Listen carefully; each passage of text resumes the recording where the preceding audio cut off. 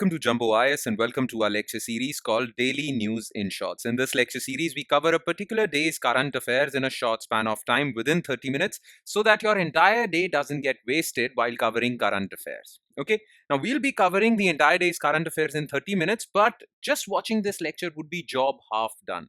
Because just after watching this lecture, you need to revise this lecture as well. Revision would take another 20 minutes. Okay, but revision is important, in fact, critical for consolidating these current affairs in your memory. It is very important to consolidate these current affairs in your memory, otherwise you'll forget them in a couple of days. So 30 minutes of watching this lecture, 20 minutes of revising this lecture, and in about 50 minutes time, you'll be done for the day as far as current affairs are concerned. Now you can revise these current affairs from the notes provided by us, and these notes shall be shared on our Telegram channel. Now where can you find our Telegram channel? Well, just below this video in the comment section, you'll find a link to our Telegram channel. You just have to click on that link. It'll take you to our channel. And then from there, you can download the notes for not just this lecture, but all the other lectures featuring on our YouTube channel. All right? Okay. So let's begin our discussion. But first, let's take a look at the topics we'll cover in today's session. Okay. So in total, we'll be covering 5 topics. Now, number one is Leads Index 2024. This is an index that measures the logistics sector performance in different states and UTs. Basically, this index gives a ranking to different states and UTs on the basis of how they are performing with respect to logistics sector. Okay, so recent Leads Index rankings of 2024 were released by Commerce and Industry Ministry. So we'll talk about this. Then Karnataka High Court gave a judgment on gender identity in official documents. Okay, recently a transgender woman was not allowed to change her name and gender in her birth certificate. Okay, so she appealed to the Supreme Court and Supreme Court has ruled in her favor. So we'll talk about this issue. Then 4th January is celebrated as World Braille Day. Okay, to honor Louis Braille. Louis Braille was a blind French man who developed a script called Braille script so that visually impaired people can read and write. So Braille is basically a script for visually impaired people to read and write. Okay, so 4th January every year is celebrated as World Braille Day. So we'll talk about this. Then recently, India submitted its biennial update report on greenhouse gas emissions. Okay, India did this report to United Nations Framework Convention on Climate Change. So what is this BUR? We'll talk about this. And in the end, we'll talk about Yarlung Tsangpo project. We have talked about this project like 4 or 5 sessions back. But we'll again talk about this project, which is the world's biggest hydroelectric power project being constructed by China on Brahmaputra River. Okay, so we'll talk about these 5 issues. Okay, so let's begin our session starting with topic number 1, which is Leads India Index. Okay, so why was this in news? So recently, Union Minister for Commerce and Industry released Logistics Ease Across States Leads 2024 report. This was the 6th edition of Leads report. Okay, now what is Leads? Leads Index basically gives a score to different states and UTs based on their performance in the logistics sector. Now, what is logistics sector? Okay, look, all the products, all the goods that you consume are made somewhere, right? They're made in factories. All the products that you consume are made in factories, okay? And they are delivered to your house. Delivered or you buy from a shop nearby your house, okay? So, a product, let's suppose a pen, pencil, microwave, fridge, all products, they are made in factories. Now, the journey from the factory to your house, okay, of a particular product, it goes through different stages from factory to your house, and those stages collectively are known as logistics sector. Okay, from factory it has to be transported to a warehouse, so warehouse, transportation, then to a nearby shop, again transportation. So transportation, storage, warehousing, all of this constitutes logistics sector. And logistics sector is very important. Okay, transportation and warehousing sector is very important because if your logistics sector is inefficient, more time will take. There will be time delays for the delivery of products and cost overruns also. Okay, so cost would get increased, Transportation cost would be high if your transportation is inefficient. Storage is inefficient, so time would be there, time delays would be there, cost would get escalated, and the final product that reaches your house would be expensive because of high transportation and storage costs. That is why logistics sector needs to be efficient, because it not only impacts sale of goods and services in India, it also impacts sale of goods and services for exports. So if we want to boost our exports, we need to improve our logistics services. So to instill a sort of healthy competition between different states, leads index rankings are released. In fact, the commerce minister also said that different states should adopt lead framework. Okay, longevity, efficiency, effectiveness, accessibility, and accountability in the logistics sector. Okay, so it is known as the lead framework. Now, about this index. So this index was conceived on the lines of logistics performance index of the World Bank. Okay, in 2018. So World Bank every 2 years comes out with a logistics performance index. In that index, different countries are given rankings. Okay, so adopting the same model, Department for Promotion of Industry and Internal Trade under Ministry of Commerce and Industry use the same model to rank states in India. Okay, World Bank ranks countries, DPIIT ranks states.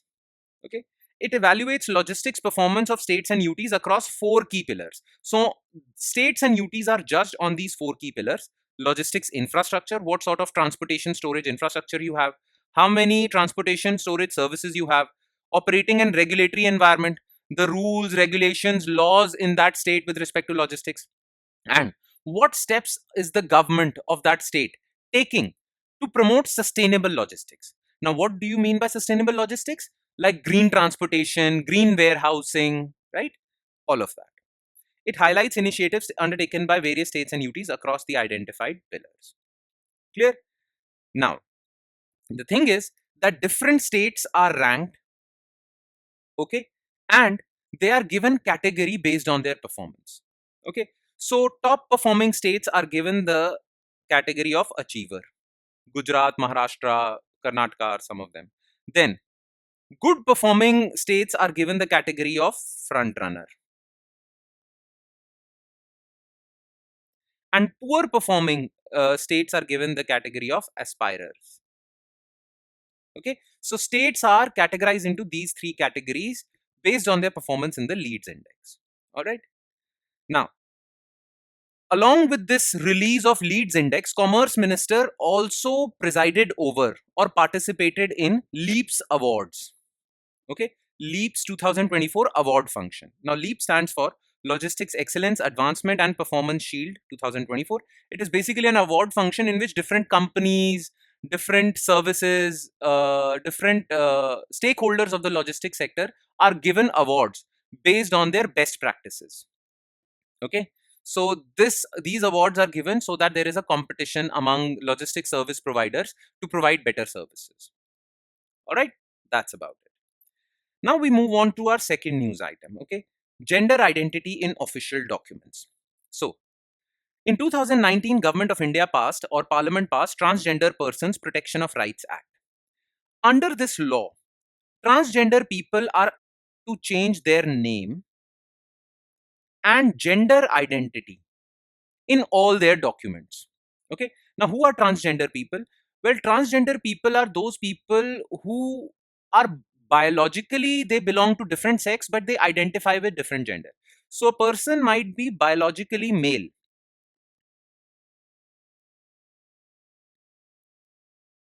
A person can be biological male, but he might identify as a female. Okay, so he can live his life as a female. Similarly, vice versa for biological females as well. Okay, such people are known as transgender people. Now, Transgender Persons Protection of Rights Act allowed them to change their gender and name in official documents. Okay, but still, many transgender people were not allowed to change their name and gender in their birth certificates. Okay, so now Karnataka High Court has stepped in and said that it should be allowed.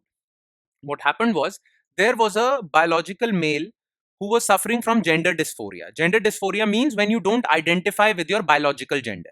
Okay, he or she was diagnosed with that, medically diagnosed with gender dysphoria. Therefore, she decided, or that biological male decided to convert her gender, decided to have sex change operation, change her name and gender identity. She changed her name and gender identity in Aadhaar and other documents, driving license, but she couldn't change because she was denied to change that in her birth certificate. So she filed a case in Karnataka High Court, and Karnataka High Court ruled in her favor. Okay. Karnataka High Court followed a well-settled legal rule called Generalia Specialibus Non Derogant, Latin, which means the special law shall prevail over the general. So Karnataka High Court followed this principle to rule in favor of that person. Now, what is this rule? I'll explain it to you. Don't worry about it. Okay. But the background of the case is this. Now, as far as Transgender Protection of Rights Act is concerned, this law, this 2019 law, allows transgender individuals to obtain a certificate of identity. Section 6 of Transgender Protection of Rights Act allows transgender people to obtain certificate of identity, okay, which would prove that these are transgender people. And based on this certificate, they can change their gender and name in all the government documents. Okay. Now, the Act mandates that gender recorded on this certificate must appear on all official documents. It also explicitly permits changing the first name and gender in the birth certificate and other identity documents based on this certificate. So this act allows transgender people to make changes to all their official documents, including birth certificate. Then why was this person not allowed to change her name and gender in her birth certificate? If TPA allows this, then why was she not allowed to change her birth certificate? Well, because of this reason. Okay, the petitioner, okay, let's call her Miss X. She was suffering from gender dysphoria and it was medically diagnosed. Okay, gender dysphoria means that you don't identify with your biological gender. Okay, so the petitioner decided to undergo sex reassignment surgery, change her name, and applied for changing her name and gender in all the official documents. Her Aadhaar card was changed, her driving license was changed, but she couldn't make changes to her birth certificate. Why? Because the Registrar of Birth and Deaths in Mangalore, he cited Section 15 of Registration of Births and Deaths Act 1969. As per Section 15 of this 1916 Act, you can only make changes to your birth certificate if information is erroneous. That means if there is a typing mistake or some error, or the information provided at the time of birth was fraudulent. Only then you can make changes. This act does not specify that if a person wants to make changes, say, let's say after sex change operation, okay, this act doesn't say that you can make changes to your birth certificate after that. You can only make changes to your birth certificate if there are any errors or the information provided earlier was fraudulent. So on the basis of this section 15, the registrar said that I won't entertain your request to change your name and gender on your birth certificate.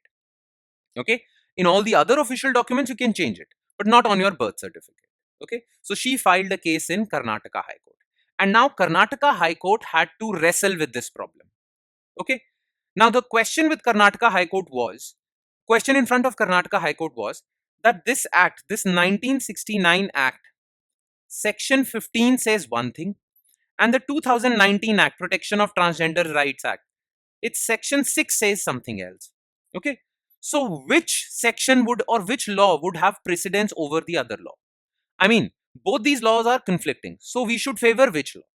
So Karnataka High Court said that the Transgender Persons Protection of Rights Act overrules Registration of Births and Deaths Act 1969 in the case of transgender people. Okay, so the Karnataka High Court says that section 6 prevails over section 15 of this act. And the reasoning given by Karnataka High Court was that transgender law is a special law. It only deals with transgender people or issues related to them. Whereas Registration of Births and Deaths Act is a general law. Okay, it deals with general issues, meaning it deals with all the issues related to birth and deaths. Okay, 2019 law only deals with transgender people. This act, this law deals with all the issues related to births and deaths. So it is a general law and this is a special law. And Karnataka High Court says that a well-established legal principle says that special law prevails over general law. Okay. Some other examples of special law are Prevention of Money Laundering Act. So that is a special law for money laundering. Okay. Similarly, there are many other laws that are focusing on specific issues. So laws focusing on specific issues are called special laws. Laws focusing on general, more than one issues, are general law. Special prevails over general. This is a very famous legal principle. In Latin, it goes generalia specialibus non derogant, which means special shall prevail over general. And Karnataka High Court used this legal principle to rule in favor of Miss X. Okay, that was the issue. All right. Now let's move forward to our next news item, which is World Braille Day. Okay. January 4th every year is celebrated as World Braille Day. World Braille Day is observed annually on January 4th, the birthday of Louis Braille, who invented a revolutionary system using which visually impaired persons could read and write. So he created a system, a script, a language script that can be used by blind people, visually impaired people. Okay. In fact, UN in 2019 instituted World Braille Day on January 4th. So this day is being celebrated since 2019, and this was designated nations. Okay. Now, the reason we honor Louis Braille is because he invented Braille script. And what is Braille script? It is a script that is used by visually impaired people to read and write. Okay. Now, how does it work? So basically, Braille script, as you can see in this photo, it's a plain paper with some dots. Okay. Now the thing is that in Braille script, uh, the entire piece of paper is divided into Braille cells. Okay. The entire piece of paper is divided into Braille cells. Each Braille cell consists of 6 dots. These dots, as you can see, right? In vertical columns, 6 dots. So each cell has 6 dots. Okay. Now, the thing is that the combination of these dots is related to a symbol. That symbol can be that a particular combination can be a particular combination can be B. And by combination, I mean that there is a dot over here, there is no dot over here, as you can see in this photo. Okay. These two are dots. There is a dot, but it is blank over here, right? So a particular space can have a dot or be blank. Okay. And there are in one Braille script or in one Braille cell, there can be 2 raised to power 6 combinations because there are 6 dots. So there can be 2 raised to power 6 combinations. That means 64 combinations can be accommodated in one Braille cell. Okay. That means one Braille cell can mean 64 different things, right? And you can say that one particular combination is A, the other can be B, and you can say 64 such things. Okay. So by touching this, visually impaired people can read and write. Okay. Now the thing is that Louis Braille developed this script, but this script can be updated to accommodate different languages. Louis Braille created this script for French language, but different languages require different Braille script. So some languages have 8 dots in one Braille cell. Okay. Some have 10 dots in one Braille cell, and so on and so forth. Okay. So people have updated Braille script to suit their language. In fact, India developed Bharati Braille script in 1950s to unify as many as 11 Braille scripts in use for different languages in pre-independence India. All right. Now, how was it invented? Well, the first person to invent this script was Charles Barbier. Okay, Charles Barbier was a captain in French military, and he developed a system of night writing. The thing is that in a battlefield, soldiers want to read and write different messages from the command to and forth. Okay, so they can be receiving messages from their command post.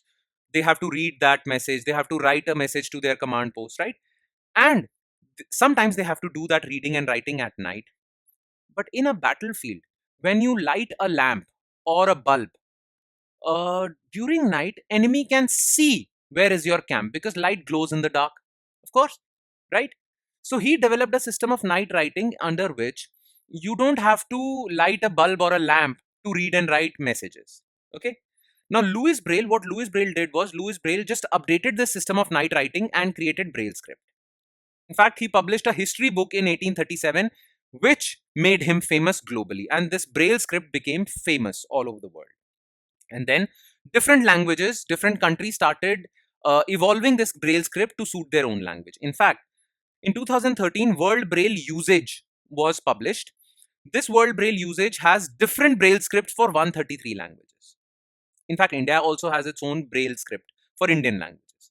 So that is why we celebrate World Braille Day, to generate awareness with respect to Braille script for the help of visually impaired people. All right. Now we'll move forward to our next news item, which is Biennial Update Report. So what is this? As a part of its global climate commitments, India recently submitted its Biennial Update Report detailing its greenhouse gas emissions inventory and its efforts to curb emissions. Okay. The thing is that India is a participant of United Nations Framework Convention on Climate Change. And under this framework convention, climate conferences happen every year. So, as per the Paris Climate Summit, Paris Conference in 2015, okay, an agreement was reached, climate agreement was reached, which was called Paris Agreement. In that Paris Agreement, it was clearly mentioned that every country which is party to this Paris Agreement will, every 2 years, biennially, submit a report, and that report would contain the actions taken by that country to combat climate change. Okay, so every 2 years, every country which is part of Paris Agreement has to file this biennial update report detailing how much greenhouse gases are being emitted from their country, what actions is their government, or what actions are being taken by the government of that country, and so on and so forth. Okay, so India submitted its own biennial update report to UNFCCC because India is legally obligated to do so under the Paris Agreement. Okay. Now, as per the latest BUR submitted by India, India says it is well on its path. It is on its path to achieve all its targets under the Paris Agreement. So, India made some commitments under the Paris Agreement that it would use that these many electric cars. India would generate more electricity from renewable energy. India would reduce greenhouse gas emissions. So, India made certain commitments. That commitments were to be achieved by 2030. India says, as per its BUR, that it is well on its path to achieve those commitments by 2030. Okay. So, as far as BUR is concerned, it has three things. It contains a detailed inventory of greenhouse gas emissions. Okay. How much greenhouse gas emissions are there in India? From which sources are they coming? And how are they getting absorbed? Okay. It also contains important updates on national action plans to mitigate emissions and methods to measure those actions. It also has information. BUR has information on the financial, technological, and capacity building support that India has received from global authorities. So everything is mentioned in BUR. Okay. Now, as per the latest BUR, this is the fourth edition of India's BUR. Okay. So, what were the highlights of this BUR? It was submitted on December 30, 2024. And this BUR actually contained details about greenhouse gas emissions in the year 2020. So, greenhouse gas emissions from India during 2020 were mentioned in this report. The report has submitted that India is on track to meet its climate commitments. Now, what were India's climate commitments in the Paris Agreement? These commitments are also known as nationally determined contributions. Okay, so India made these commitments in 2015 and then updated these commitments in 2022. So, India says that it would reduce GDP emission intensity by 40% compared to 2005. What is GDP emissions in intensity? Total carbon emissions released in 1 year from a country divided by that country's GDP in percentage form. This is emission intensity. So India will reduce that by 45%. India will create a forest cover because forests and trees absorb carbon dioxide during photosynthesis. So India will create a forest cover, enough forest cover to absorb 2.5 to 3 billion tons of CO2.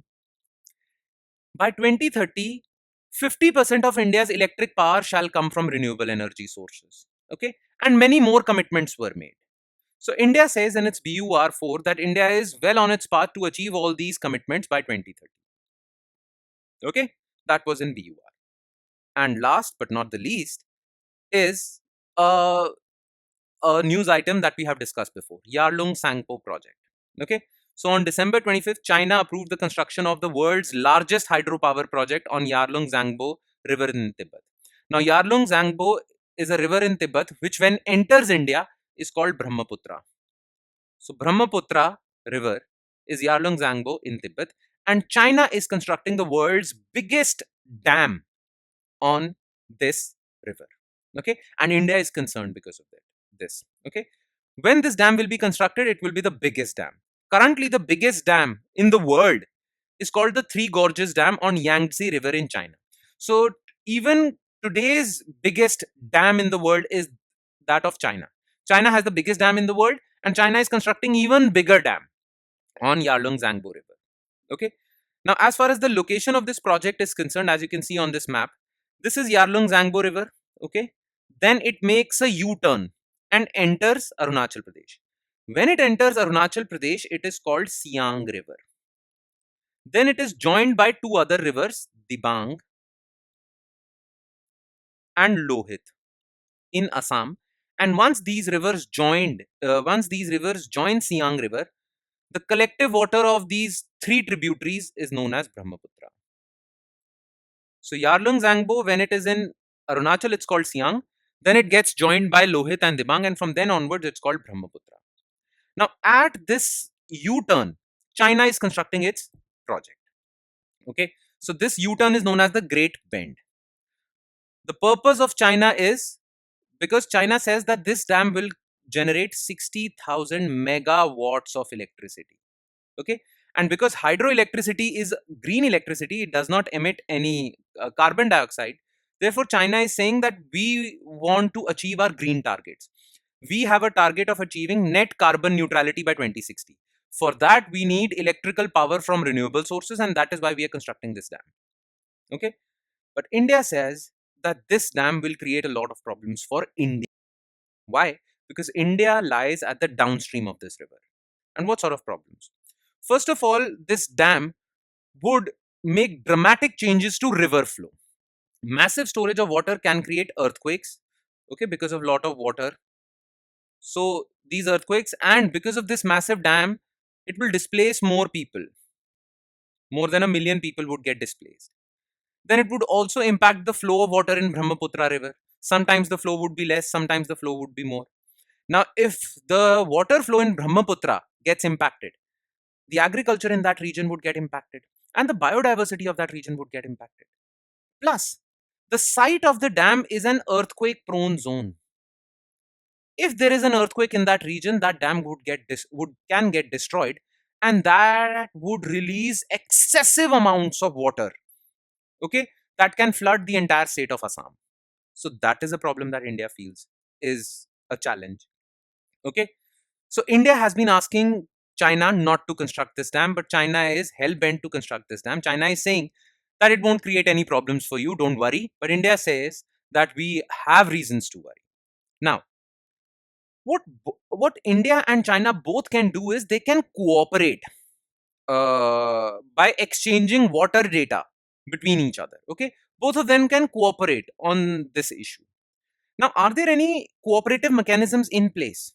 So, look, there is an MOU between India and China with respect to transboundary rivers between India and China.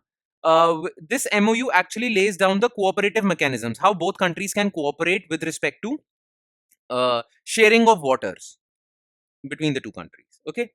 Plus, there are two separate MOUs for Brahmaputra and Satluj River. As you can see on this map, Indus River, Satluj River, and Brahmaputra come from Tibet, from China to India.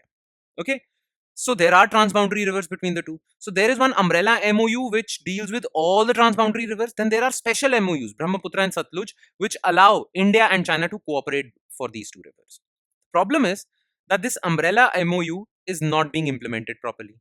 And the MOU for Satluj and Brahmaputra have expired. They have pending renewals. The only thing left between the two countries to cooperate on is United Nations Convention on Law of Non-Navigational Uses of International Water Courses. Both these countries can use this international law for cooperating. But the problem is, both India and China have not signed this convention. So right now, the only option we have is that we can renew Brahmaputra MOU and start cooperating with each other. But it's a dangerous prospect. Okay? It is a very dangerous thing that China is doing. So yeah. And on that note, we conclude today's session. Thank you so much for watching, everyone. And please, please, please do not forget to revise this lecture. Revision is very important. Okay? All right. I'm going to be signing off. Thank you so much, everyone. And I promise that I'll see you next time with next day's current affairs. Thank you.